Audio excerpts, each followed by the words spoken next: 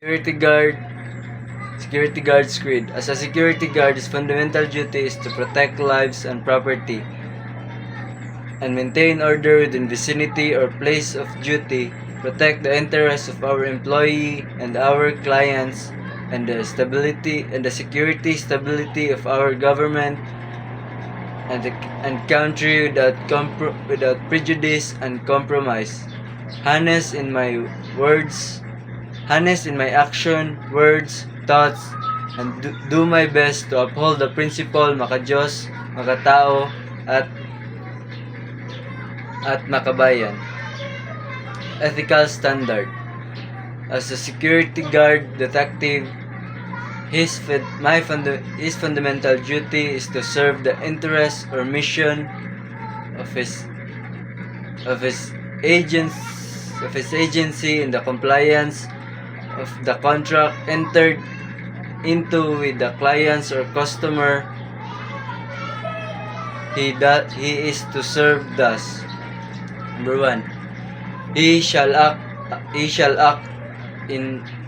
be honest in thoughts and deeds in his both actuation, obeying the land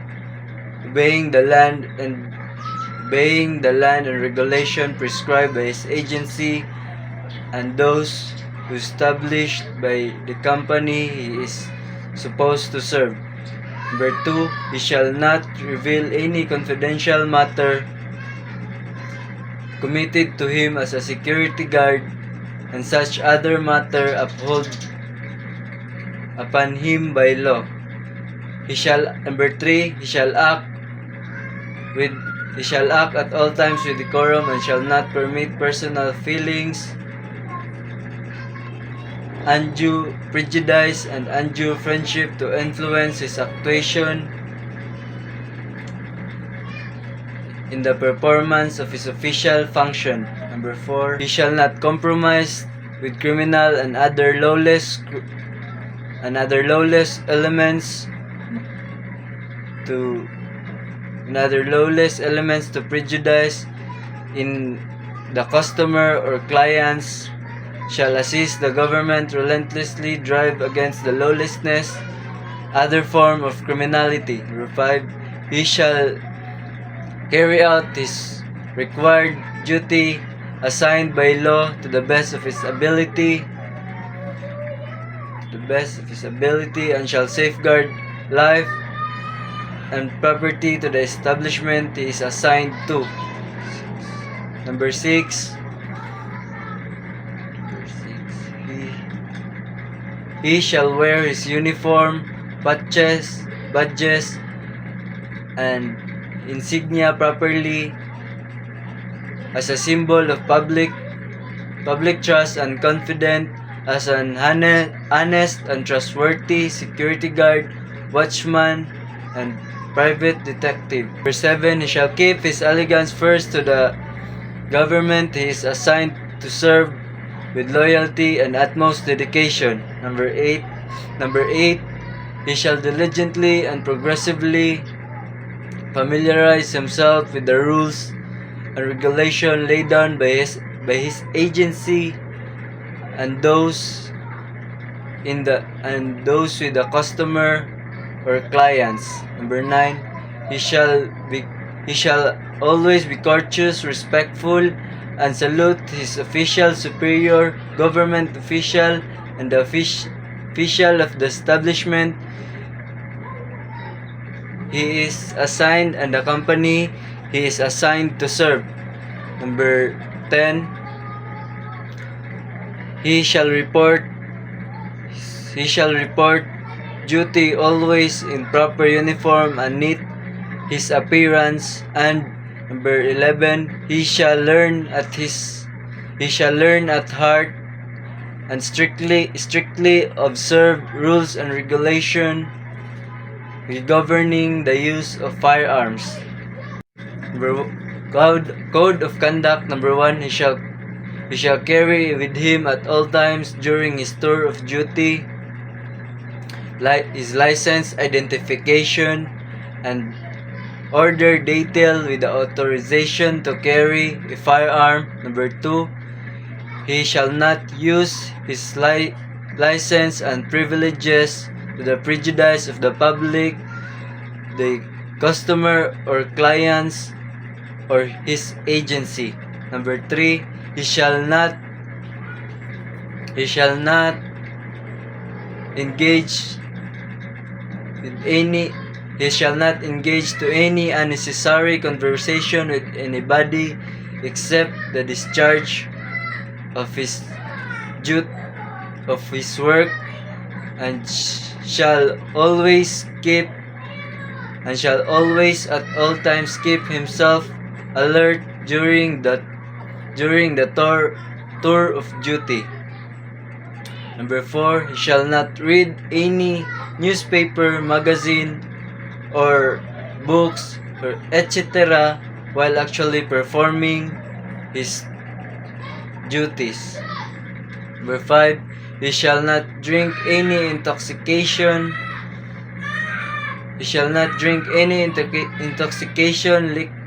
liquor immediately during or after his tour of duty. Number 6, he shall know the location of the alarm box near at his post and sound the alarm in case of any disorder, in case of fire or disorder. Number 7, he shall know how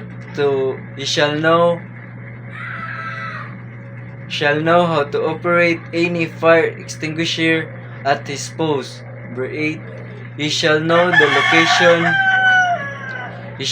location of the telephone or the telephone number of the police present,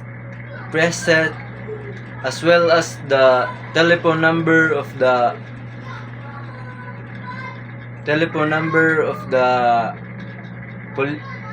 fire station and locality. Number 9, he shall immediately notify the police in case of any sign of disorder, strike, riot, or any serious violation of law. Number 10, he or his group or guards shall not participate or integrate of any disorder, strike, riot, or any serious violation of the law. Number 11, he shall assist the police to the preservation and maintenance of peace and order and the protection of life, property, having in mind that the nature of responsibility is the same to that of the latter. Number 12, he shall familiarize himself with the Private Security Agency RA 5487 as amended, and the PNP SAGSD implementing rules and regulation. Number 13, issued a pass. If issued a pass, he shall not use this pass to anybody. Number 14, he shall always in proper uniform and shall always carry with him at all times his basic requirements and equipment such as writing notebook, ballpen, nightstick, or baton. He shall always endeavor at all times to merit, to be worthy of the trust and confidence of the agency he represents and to the clients he is to serve. And general orders: to take charge of this post and the government properties in view, to walk my post in military manner, keeping always on alert, observing everything within sight or hearing. To report all violation of order that I am instructed to enforce. To report all calls from my post more distance from the guardhouse than my own. To quit my post only when properly relieved. Number 6. To receive, obey, and pass to the sentinel who relieves me, and to all orders of the commanding officer of the day, and non-commissioner of the guard only. To talk to no one except in the line of duty. To give an alarm in case of fire or disorder. 9. To call the commander of the relief in case not covered by the instruction.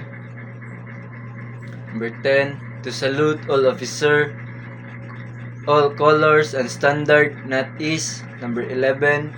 To be watchful at night during the time of challenging and challenge all person on or near my post, and to allow no one to pass without proper authority.